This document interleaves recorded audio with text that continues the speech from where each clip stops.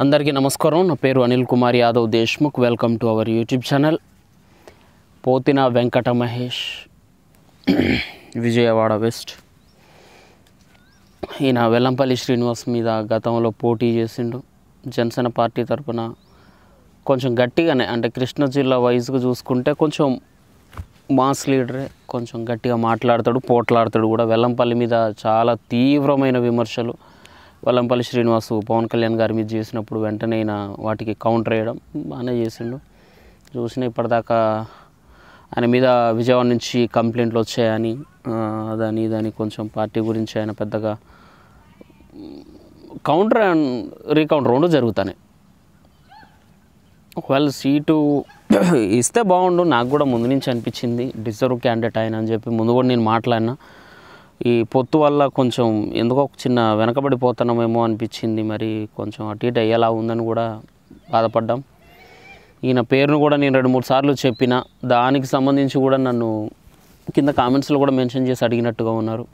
Pothina Venkata మహేష్కి ticket ఇమ్మన్నారు కదా brother, ఇప్పుడు అర్థమైంది అతని నిజ స్వరూపం ఏంది, అతని ఏంటి, అతని క్యారెక్టర్ ఏంది అనేది మీకు తెలిసిపోయిందా అని చెప్పి అంటున్నారు. బట్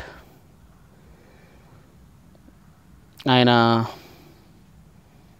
అంటే టికెట్ ఎక్స్పెక్ట్ చేయడంలో తప్పలేదు, కానీ మరి రాకపోతే రాలేదని చెప్పడం వేరు. కానీ పార్టీ మీద ఇంత తీవ్ర స్థాయిలో విమర్శలు చేయడం అనేది నాకు తెలిసి అయితే అది కరెక్ట్ కాదు. అది ఆయన కూడా అర్థం చేసుకొని మరి ఒకసారి పరిశీలించుకుంటే బాగుంది. ఎందుకంటే నాకు ఆ పోతిన వెంకట మహేష్ గారి దగ్గర నుంచి ఆయన టీంలో పనిచేసే వాళ్ళు కొంతమంది జనసేన సైనికులు నాకు పరిచయం ఉన్నారు.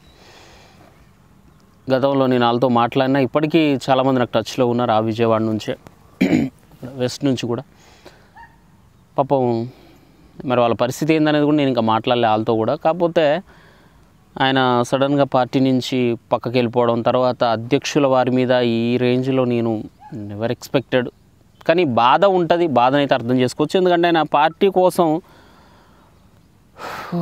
ఎంత కష్టపడకపోతే ఆయనకు లాస్ట్ టైం ఎలక్షన్లో వెల్లంపల్లి శ్రీనివాస్ మీద పోటీ చేస్తే ఆయనకు వచ్చిన ఓట్లు ఎంత అంటే 22,000 పైచిలకు ఓట్లు ఉన్నాయి. ఇక్కడ మీకు చూసినా కనపడుతుంది. ఇక్కడ ఓటింగ్ పర్సంటేజ్ కూడా దగ్గర దగ్గర 14 పైన, అంటే 15% దాకా ఓటింగ్ కూడా వచ్చింది ఆయనకు.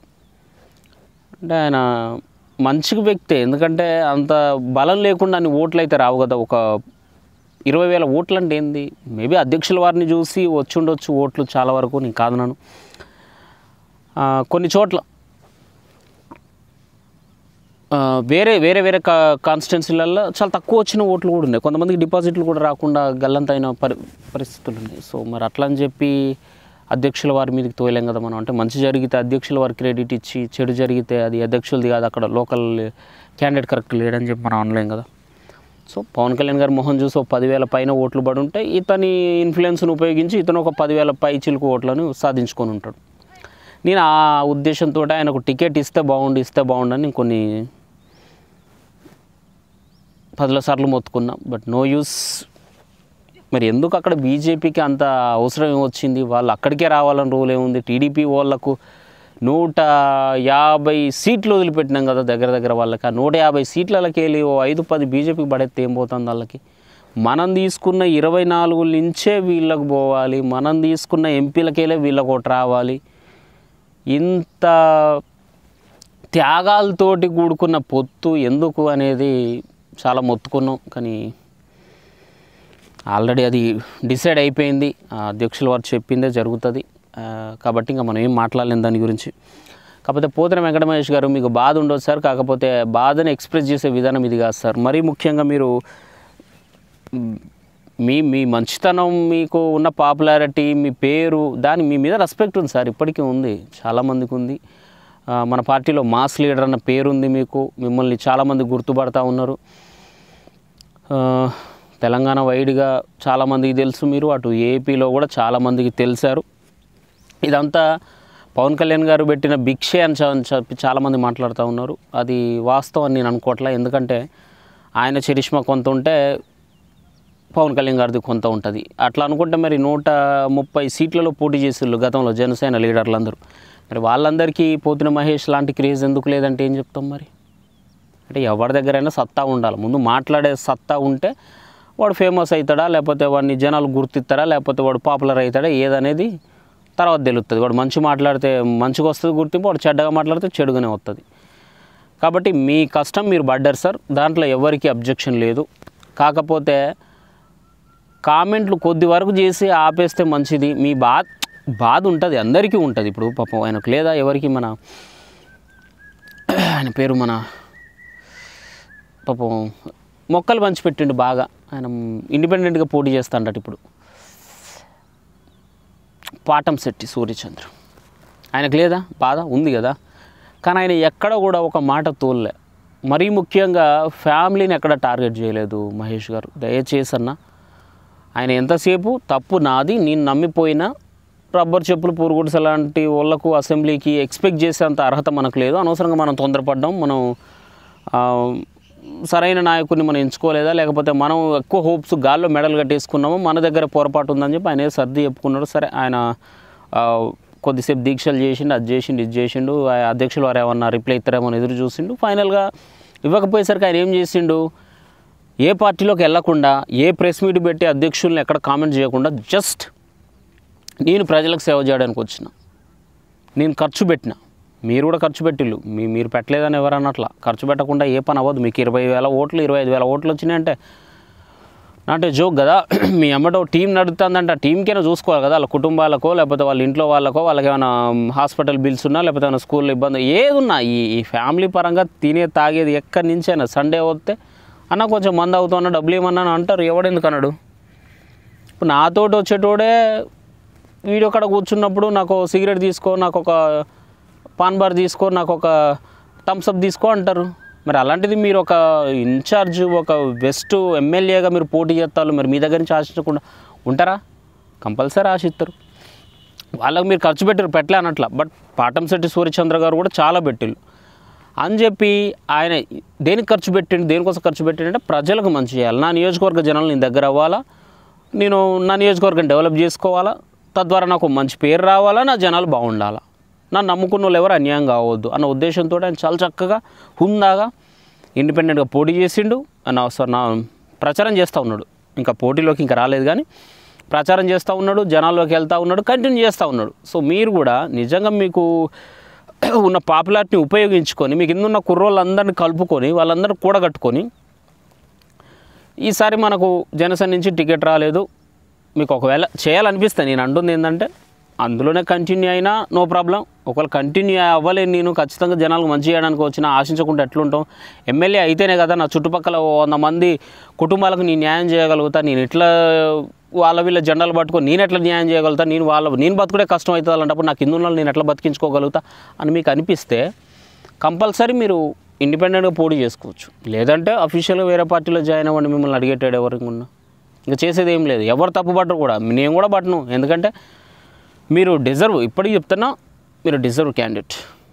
బట్ టికెట్ అక్కడ లేదంటే లేదంతే, దానికి ఎవరు చేసేది ఏం లేదు. మీరు ఒక పని చేయండి, మీరు ఇండిపెండెంట్గా పోటీ చేసుకోండి, లేదంటే ఇంకో పార్టీలో జాయిన్ అయ్యి పోటీ చేసుకోండి సైలెంట్గా. ఇంకో పార్టీలు అంటే టికెట్ అంత ఈజీగా రాదు కదా. వైసీపీ నుంచి ఆల్రెడీ ఒక క్యాండిడేట్ ఉన్నారు కదా, టీడీపీ నుంచి ఇంకో క్యాండిడేట్ ఉన్నారు కదా. లాస్ట్ టైం చూసినాం కదా మనం ఆల్రెడీ అక్కడ పోటీ ఎట్లా జరిగింది అనేది. 2019 విజయవాడ వెస్ట్ చూసుకుంటే అక్కడ వెల్లంపల్లి శ్రీనివాస్కి 58,000 ఓట్లు వచ్చినాయి. తర్వాత ఈ షబానా ముసరత్ ఖాతూన్ అంట, ఈ పర్సన్కి 50,000 ఓట్లు వచ్చినాయి. తర్వాత మన పోతున వెంకట మహేష్ గారికి 22,000 ఓట్లు వచ్చినాయి. సో ఇది పర్సంటేజ్ పరంగా తీసుకుంటే వైసీపీకి 38% వచ్చింది, టీడీపీకి 33 వచ్చింది, జనసేనకి 15% వచ్చింది. Not a joke. ఈ 15 ఇక్కడ కలిసి ఉంటే బ్రహ్మాండంగా 10% తేడాతోటి మన అక్కడ ఆ ఉమ్మడి అభ్యర్థి గెలుస్తాడు. ఆ ఉమ్మడి అభ్యర్థి నేనెందుకు అవ్వకూడదన్న ఆశ మీకు కలగవచ్చు. బట్ అక్కడ టికెట్ లేదు, అక్కడ పోటీ తీవ్రంగా ఉంది. ఈసారి కూడా తీవ్రంగానే ఉంటుంది. ఆల్రెడీ వైసీపీ వాళ్ళ ప్రచారం వాళ్ళు చేసుకున్నారు. టీడీపీ వాళ్ళు ఎవరు మన బీజేపీకి ఇచ్చింది కదా,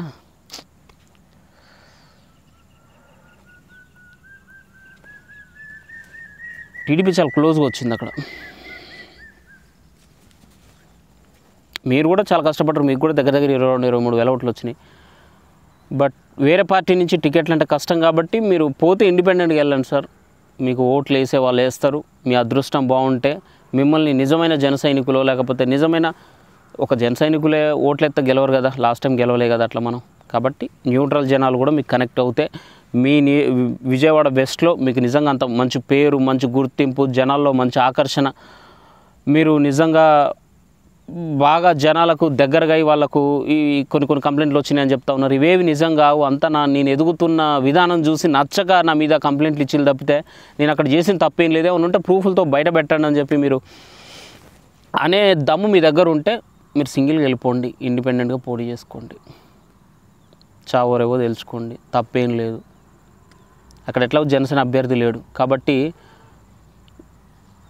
నేను ఇవి చెప్పకూడదు, కాకపోతే టీడీపీ కూడా లేదు అక్కడ. సో మీరు అర్థం చేసుకోండి. మీరు కరెక్ట్ కూడగట్టుకొని ఇండిపెండెంట్కి వెళ్తే మరి అక్కడ బీజేపీని, వైసీపీని ఓడించడం మీకు పెద్ద కష్టమేం కాకపోవచ్చు. మీరు ఆలోచించుకోండి. అదే వైసీపీలోకి వెళ్తే మాత్రం మీకు టికెట్ లేదు, టీడీపీకి వెళ్ళినా కూడా ఉపయోగం లేదు అక్కడ, ఎందుకంటే బీజేపీకి ఇచ్చిల్లు అక్కడ టికెట్.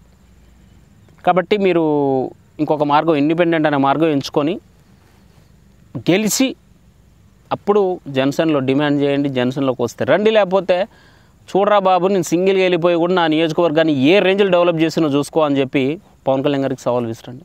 హ్యాట్స్ ఆఫ్ చెప్తాం అప్పుడు అందరం. ఇండిపెండెంట్ కూడా నేను ఎంత డెవలప్మెంట్ చేసి చూపెట్టినో చూడు, ఒక్క అవినీతి లేదు ఇక్కడ, ఒక రూపాయి, ఒక ల్యాండ్, ఒక తర్వాత ఒక ఇసుక, లేకపోతే ఒక మట్టి కాంచి కూడా నేను ఎక్కడ ఒక రెవెన్యూ డిపార్ట్మెంట్ అన్ని సక్రమంగా పనిచేస్తాను. నా నియోజకవర్గంలో ఏ చిన్న కంప్లైంట్ వచ్చినా వెంటనే వాళ్ళని తీసి పక్కకు దింగుతాను, అంత సక్రమంగా సాగుతుందని మీరు చూపెడితే డెఫినెట్గా మిమ్మల్ని ఇంకా అప్రిషియేట్ చేస్తాం, మీ మీద ఉన్న అభిమానం ఇంకా పెరుగుతుంది. తప్పితే మీరు దయచేసి మీకు టికెట్ ఇవ్వలేదు కదా అని చెప్పి వ్యక్తిగత టార్గెట్ ప్లీజ్ సార్. నేను ఇప్పటికి చెప్తాను, పవన్ కళ్యాణ్ గారి మీద చాలామంది కోపం ఉండొచ్చు, సీట్లు రాలేదని, అది ఎంతవరకు పొలిటికల్ వరకే ఉంచండి. ఆయన భార్యను తీసుకొని గుడికి రావాలి పిఠాపురానికి, ఇవి అస్సలు నాట్ యాక్సెప్టెడ్ ప్లీజ్. ఇది అస్సలు మంచితనం, హుందాతనం అనిపించుకోదు. మీ మీద ఉన్న గౌరవం కూడా ఎక్కువ కాలం నిలబడదు. ఎందుకంటే వ్యక్తిగత కామెంట్లు అస్సలు ఎవరు మెచ్చరు సార్. ఇది మీ బాధ ఉంటే బాధలాగానే పొలిటికల్గా నేను ఇంత కష్టపడ్డా, నేను ఇంత డబ్బు ఖర్చు పెట్టినా, బట్ ఈరోజు నాకు టికెట్ లేదన్నాడు అని ఆవేదనతో మీరు మాట్లాడితే ఓకే, అందరికీ నచ్చిద్ది. కానీ వ్యక్తిగత కామెంట్లు అనేవి అస్సలు ప్లీజ్ చేతులెత్తి మొక్కుతాను, అర్థం చేసుకోండి సార్. మీ వరకు వీడియో వస్తుంది అనేది నా హోప్. డెఫినెట్గా వస్తే మాత్రం కొంచెం అర్థం చేసుకోండి. మీరు ఇండిపెండెంట్కి వెళ్ళండి ఒకవేళ వెళ్ళే ఉద్దేశం ఉంటే, డెఫినెట్గా అంతా మంచిగా జరుగుతుందని నా హోప్.